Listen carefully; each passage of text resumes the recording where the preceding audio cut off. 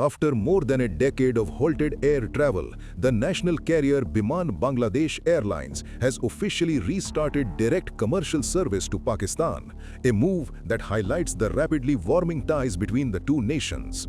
This revival is significant because the flight path between Dhaka and Karachi is only economically viable if the aircraft cut directly across the sovereign heartland of India.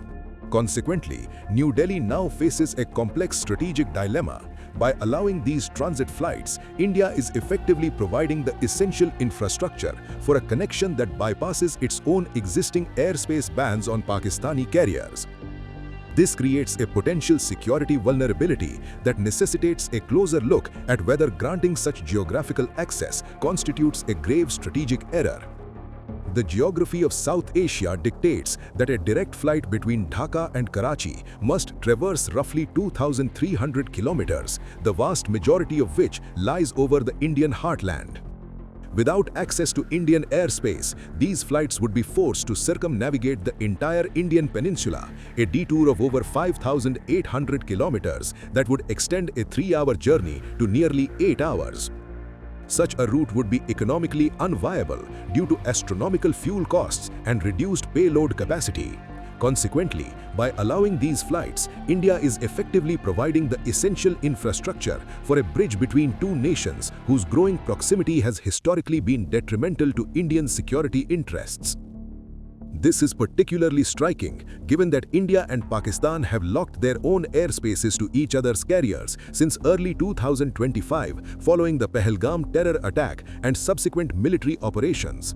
By permitting Biman Bangladesh to fly this route, Pakistan successfully bypasses the impact of India's airspace ban, achieving direct connectivity to India's eastern neighbor while keeping its own western skies closed to Indian aircraft. The strategic risk of this connectivity is rooted in the potential for enhanced intelligence and extremist coordination. Direct air link facilitates the movement of personnel and material with far less scrutiny than multi-stop transit through Middle Eastern hubs. Historically, the Inter-Services Intelligence (ISI) has utilized Bangladesh as a second front to support insurgencies in India's northeast and to coordinate with radical elements within Bangladesh. The period between 2009 and 2024 saw a significant crackdown on these networks under the Hasina government, which maintained a zero-tolerance policy toward anti-India activities. With the current political vacuum and the rise of Islamist-backed political factions in Dhaka, there is a legitimate fear that direct flights will serve as a low-friction corridor for ISI operatives to rebuild their influence. Beyond intelligence concerns, the operational risks involve the potential for dual use of civilian flight paths. While these are commercial scheduled services, the presence of regular flights from a hostile state's primary hub overflying critical Indian military installations and sensitive zones in North India presents a persistent surveillance challenge. Even within the framework of civilian aviation, the ability of a flight to deviate or be used as a platform for electronic signals intelligence gathering cannot be entirely discounted in a high-tension environment. Furthermore, the economic asymmetry is glaring. Under international aviation law, primarily governed by the 1944 Chicago Convention on International Aviation, to which India, Pakistan, and Bangladesh are signatories, each state retains complete sovereignty over its airspace. While the convention outlines freedoms of the air, including the first freedom which allows overflight and second freedom which allows technical stop, these are not absolute for scheduled commercial services.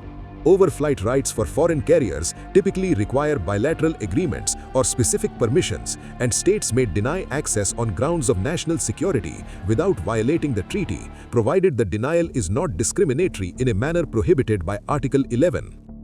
Historical precedents show India and Pakistan invoking such sovereignty to impose mutual bans on each other's national carriers. For third-country operators like Biman, India is not obligated to grant indefinite overflight rights and can require case-to-case permits. India thus retains several options to address these concerns. It could revoke or condition overflight permissions for the Dhaka-Karachi route, compelling the use of alternative paths and potentially leading to suspension of the service due to impracticality. Diplomatic channels could be leveraged to express reservations to Bangladesh, linking cooperation on other fronts such as trade or river water sharing to aviation matters. India might also impose enhanced screening or restrictions on passengers transiting through these flights if security intelligence warrants it. While denying overflights risks straining relations with Dhaka and drawing international scrutiny, the decision ultimately rests on India's assessment of its national security imperatives as permitted under established aviation norms.